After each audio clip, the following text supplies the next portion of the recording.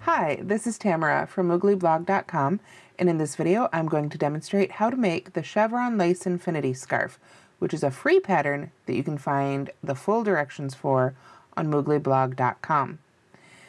Now this is the original. I have it all folded up here. Let's see if I can unfold it a bit. You can see it's an infinity, one large loop. This one is made with, and you'll have to forgive me for the pronunciation here, Schockenmeyer Regia Stripe Mania color. Difficult to say, but very pretty. I got this one. This was courtesy of Paradise Fibers. You can find them online. This was the original. As you can see, it's a self-striping yarn, which was really fun with this pattern. No color changes. I was able to work all the way around, and then we'll see if I can find the seam here. Fortunately, it's a little more difficult to find. There we go. You can see it's worked end to end, and then the ends are just whip stitched together. So if you wanted a two-ended scarf, this pattern is great for that too. Now to demonstrate this pattern today, I'm going to use Red Hearts with Love. It's a little bit, actually quite a bit thicker. The other one, the original, was made with a DK. This is an Aran weight. But the great thing about a scarf pattern is you can change the yarn weight and just change the look without necessarily changing the functionality of the garment.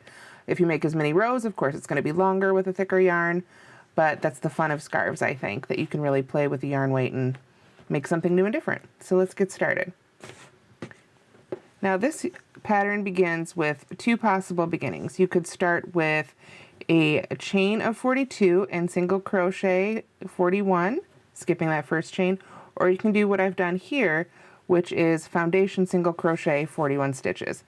Since it's in Aran, it's quite wide, but that will shrink up here as we begin our chevron too. So let me reinsert my hook. Now the original was made with an H hook because it's a DK weight yarn. Here with this Aran weight, I'm using a J. I could probably go even bigger to a K or an L if I were planning on finishing the scarf with this yarn. Now I will go ahead and begin. This is row 1 here, the foundation single crochets, and then I'll begin row 2. And in fact, in this pattern, it's a 2-row repeat, row 2 and row 3. So first we'll start with row 2. I'm going to chain 4 and turn to work back across the foundation stitches here. This chain 4 counts as a chain 3, or excuse me, it counts as a double crochet in chain 1. So I'm going to double crochet right in that first stitch. Sort of like we're making a V stitch here. Like a double crochet, chain 1, double crochet. Then I'm going to chain 1, skip the next stitch, double crochet in the next stitch, and then do that twice more here. Chain 1, skip 1, double crochet, chain 1, skip 1, double crochet, and then let me look at the chart here. Again, I recommend you go to mooglyblog.com for the full pattern. There is a chart for this. So I've got that first V, I've got my 3 double crochets with spaces in between, so it's time to chain 1, and then I'm going to work a wide double crochet 2 together. So I'm going to yarn over, skip a stitch, go into the next stitch, pull up a loop, pull through 2, and then I am going to skip the next 3 stitches, 1, 2, 3, and finish the double crochet in that 4th stitch. Finish the double crochet 2 together, I should say. So when I've got 3 loops left on the hook, I yarn over and pull through all 3 to finish that. Alright, then I'm going to chain 1, skip 1, and double crochet 3 more times. I tend to think of this as heading back up the hill. When we make a decrease, we create a valley, then we have to work back up the hill towards an increase. That is the basic idea of pretty much any chevron pattern. And as you'll notice, I'm skipping a stitch in between 2 here. Anytime I chain 1 here, I skip 1. So we've got our 3 double crochets heading back up the hill. So we're going to chain 1 and do our increase. So we skip 1, and then in the next stitch we're going to work a double crochet, chain 3, there we are, double crochet, chain 3, and then double crochet in that same stitch. So that's how we keep a chevron even. When we decrease, skipping 3.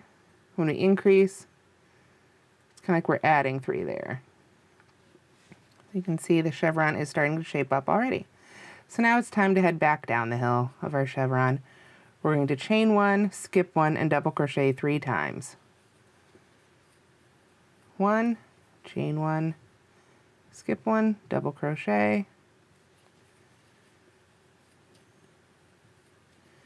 chain 1, skip 1, double crochet. If you're not familiar with chains and double crochets, then you need to watch different videos for those, because I'm not going over how to make the actual stitches in this one. But I do have videos for those on my YouTube channel as well as on mooglyblog.com, so be sure to check those out. So we've worked our way back down, and now it is time for another decrease. So we chain 1, skip 1, work the first half of the double crochet 2 together, skip 3, yarn over and do the second half, and then pull it all together. Alright, then we're going to work back up the hill, chain 1, skip 1, double crochet 3 times, pull up a little more yarn here, chain 1, skip 1, double crochet, chain 1, skip 1, double crochet, and then at this point we should have just 2 stitches left, which is what we have here, 1, 2. I'm going to chain 1, skip 1, and then in the very last one we're going to work a small V-stitch, double crochet, chain 1, double crochet. So it's an increase sort of like we had in the middle, but it's smaller, and we've got one on each end. Let me lay out, if we can pull back a little bit here and see that the pattern is already starting to take shape. We've got the decrease, the increase, the decrease, with 2 small increases on the ends to keep our ends straight. So that's row 2, and that'll be the first row that gets repeated over and over again. So let's start with row 3. To begin row 3, we're going to start the same way. We're going to chain 4, and that again counts as a double crochet and a chain 1. We turn our work here, then we're going to double crochet in that same first stitch to make that small increase there on the end.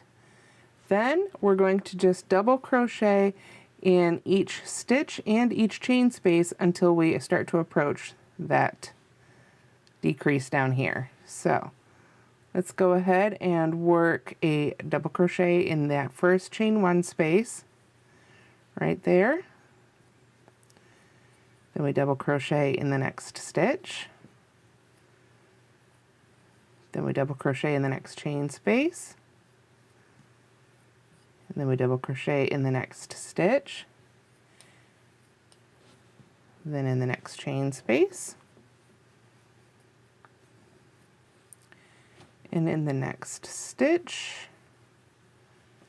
And we're going to keep going like this until we get to the chain space right before the previous decrease. So double crochet in the chain space, pull a little more yarn here, double crochet in the next stitch, and then if I look at the previous row, I can see that at this point we've come back to that decrease. So we've got the chain space, decrease, chain space of the previous row. So what we're going to do at this point is pull this stitch back out. I've actually gone one too far, because we want to make our next decrease using the stitches on either side of the decrease of the previous row. Let me show you what I mean.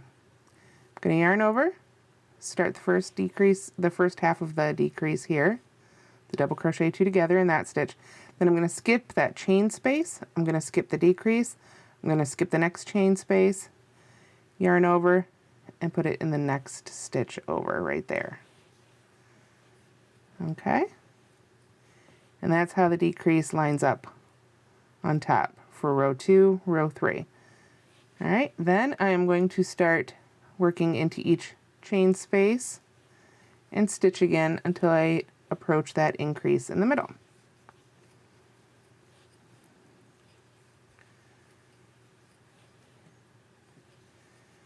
And remember, you can work right in that chain space. You don't have to worry about going into that chain. You just go right down into that chain space and work all the way around those stitches. Much, much easier.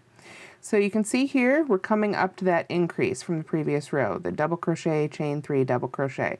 So what we're going to do now is we're going to go ahead and work in the first double crochet of that wide V there. Then we're going to double crochet in again into that chain 3 space. Then we're going to work a wide V stitch into the double crochet, the chain 3 space. So that's a double crochet, chain 3, 1, 2, 3, and double crochet. Okay, then another double crochet in that chain 3 space. So within that chain 3 space, this was row 2, we have the chain 3 space. So when we work row 3, we work a double crochet, the wide V stitch there, double crochet, chain 3, double crochet, and another double crochet. Then it's time to start working our way back down that hill towards the decrease again. So we're going to work into each stitch and each chain space on our way back down.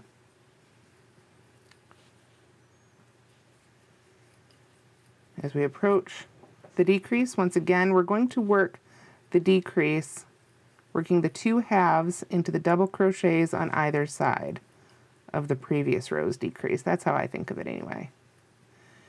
So here we are. We've come back to the next decrease. We've got our double crochet 2 together. So we're going to start decreasing in the double crochet right before it. Stop with 2 loops left on the hook, yarn over, go to the double crochet that's on the other side, and finish the decrease there. Okay, so you can see those have lined up again. Then it's back into the chain spaces and the double crochets.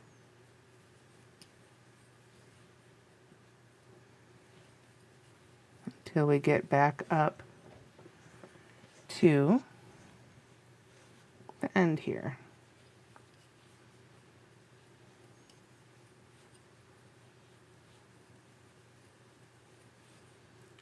Now if you want written out instructions as well as a crochet symbol chart, again, please go to mooglyblog.com to get the free video, or the free pattern I should say, and the video, and the chart, and all the other good things.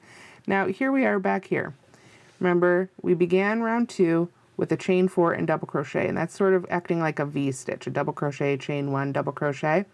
So what we're going to do is work a double crochet in that double crochet, a double crochet in that chain 1 space, what we're calling a chain 1 space, and then we're going to work another small V stitch into that 3rd chain. So we want to count 1, 2, 3, and here it's the bottom loop that's sort of sticking out, so I'm actually going to use my hook to hook into it and stick it through that way. I find it's a little easier. Then I'm going to do a double crochet, chain 1, double crochet right in that chain 3, the top of the chain 3, the 3rd chain, whatever you want to call it. And that's it for row 3. So from there you just repeat row 2, row 3, row 2, row 3, until basically you've got the length you desired. I do have row counts and all that in the written pattern, but especially if you're changing the yarn weight, you'll want to basically work the scarf to be as long as you want it. And then of course you can whip stitch the end together.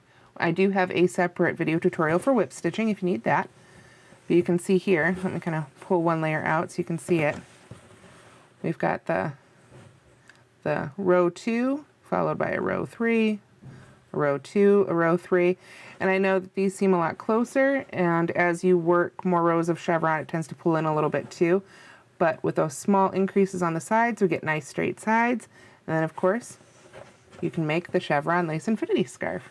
So I hope you've enjoyed this video, and thanks for watching. Be sure to subscribe to the channel for more awesome crochet videos from mooglyblog.com.